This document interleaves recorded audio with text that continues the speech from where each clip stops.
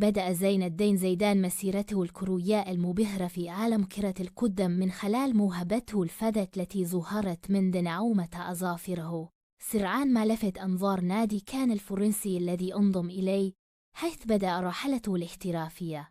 برز زيدان كلاعب وسط متميز يتمتع بمهارات فائقة في التحكم بالكرة والرؤية الثاقبة والتمريرات الدقيقة وسرعة البديهة. انتقل بعدها إلى نادي بوردو، حيث تألق بشكل لافت، ثم إلى يوفنتوس الإيطالي ليثبت نفسه كأحد أفضل لاعبي العالم. لكن كما تألقه كانت مع ريال مدريد الإسباني.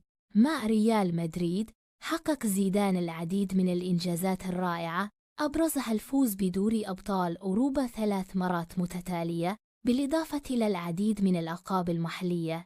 كان زيدان قائداً مثالياً يلوهم زملائه بأدائه المتميز وشخصيته القيادية. في منتخب فرنسا الوطني كان زيدان رمزاً للنجاح، حيث قاد فريقه للفوز بكأس العالم 1998 وكأس أوروبا 1000.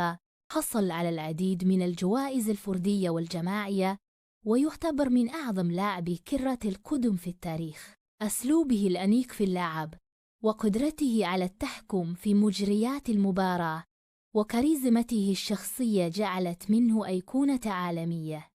بعد اعتزاله اللعب بدأ زيدان مسيرته التدريبية وحقق نجاحاً باهراً مع ريال مدريد، حيث قاد الفريق للفوز بدوري أبطال أوروبا 3 مرات.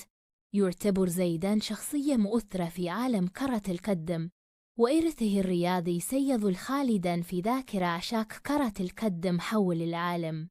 وإن فيديو مدة 5 دقائق لا يكفي لعرض مسيرة هذا اللاعب الأسطوري بالتفاصيل، لكنه يكفي لإلقاء نظرة سريعة على أهم إنجازاته وألقابه.